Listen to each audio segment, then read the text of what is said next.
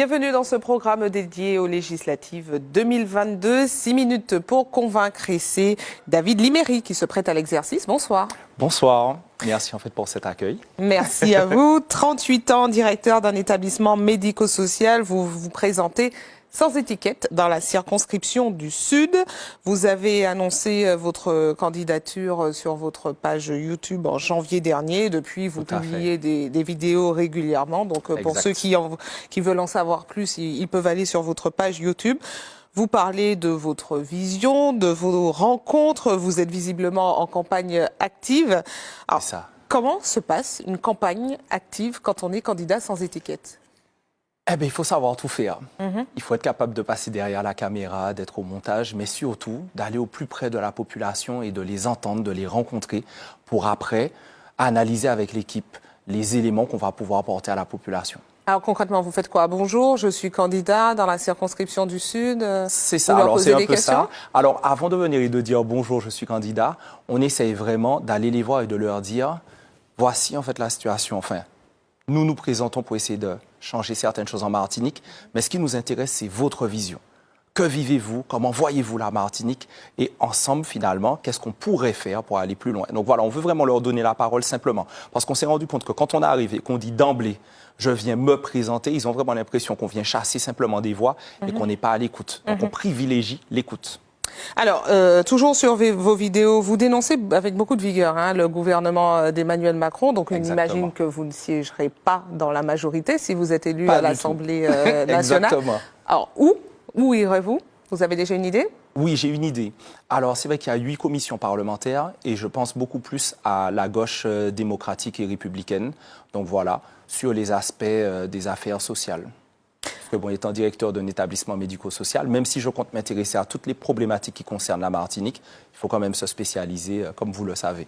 Alors, proposition de loi réformer le Conseil constitutionnel, ça veut dire quoi? Tout à fait. Comme vous le savez, je pense que beaucoup de personnes ont été interpellées pendant la crise sanitaire par cette histoire du Conseil constitutionnel. Avant, beaucoup de personnes n'en avaient pas entendu parler. Mais le Conseil constitutionnel est censé être le garant des libertés de la population. Pour certains, après la Révolution de 1789, on a beaucoup plus mis l'accent sur la liberté, sur le pouvoir du peuple. Et je pense qu'aujourd'hui, si les gens s'abstiennent de plus en plus, c'est parce qu'ils ont vraiment l'impression qu'ils ne sont pas considérés. Quand il y a eu cette obligation vaccinale et d'autres méfaits de la politique, la population a attendu que le Conseil constitutionnel prenne position. Malheureusement, comme vous le savez, le Conseil constitutionnel est composé de 3 membres élus désignés par le président de la République, 3 par le président du Sénat et 3 par le président de l'Assemblée nationale. Et donc, on a l'impression que ce système est un petit peu sclérosé, qu'il n'est pas totalement libre, indépendant pour garantir ses libertés et favoriser la démocratie. Donc, avant d'aller sur d'autres lois, il faut que le peuple reprenne un peu de pouvoir, de démocratie. Alors, ce ne sera pas le peuple qu'il faudra convaincre, ce seront les députés. Vous êtes déjà dans cette logique. Exactement. Vous savez que ça ne sera certainement pas facile. Non, ce ne sera pas facile, mais c'est indispensable parce que je pense que nombre de députés se sont mobilisés malgré tout pendant la période de la crise sanitaire et on en a vu plein qui étaient opposés au fonctionnement de la Macronie, donc il va falloir convaincre. Alors, 41 propositions de loi dans votre profession de foi. Vous imaginez que les travaux de l'Assemblée ne vont pas tourner essentiellement autour de vous. Alors, comment vous allez faire pour prioriser? Exactement. Alors, je pense que la priorisation s'impose à nous. Elle est naturelle. La Martinique a certains sujets phares sur lesquels on se répète. Malheureusement, la population voit qu'on fait les mêmes constats, mais qu'on n'a pas avancé. Avant toute chose, j'ai demandé à la population qu'est-ce qui est prioritaire pour vous.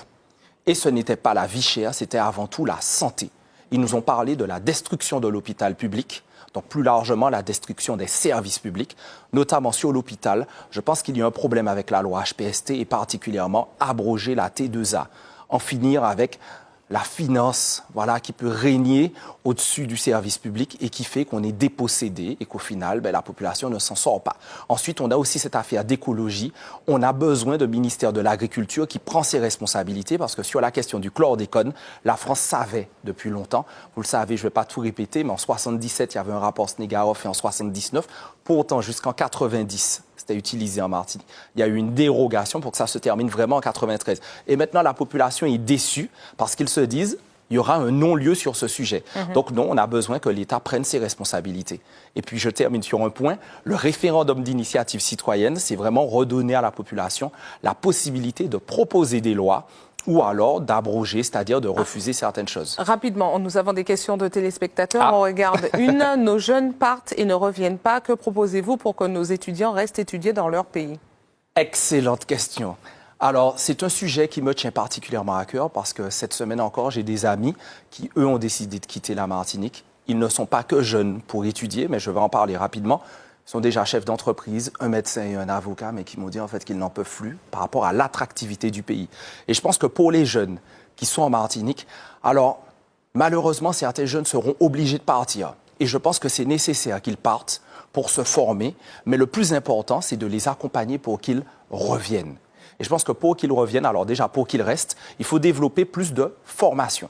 Ça, c'est important. Il y a un effort qui a été fait, on a vu avec l'étude de Rouvigny, mais ce n'est pas suffisant. Mais pour qu'ils reviennent, c'est sur l'attractivité globale de la Martinique qu'il faut qu'on travaille. Allez-y. 30 secondes pour conclure.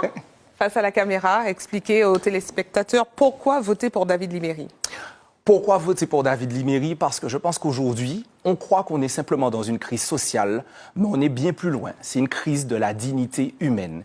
Et aujourd'hui, nous avons besoin de proximité, de vérité. Il ne faut pas qu'on pense que la politique ne pourra rien changer. Nous avons besoin de lois, mais de lois plus humaines.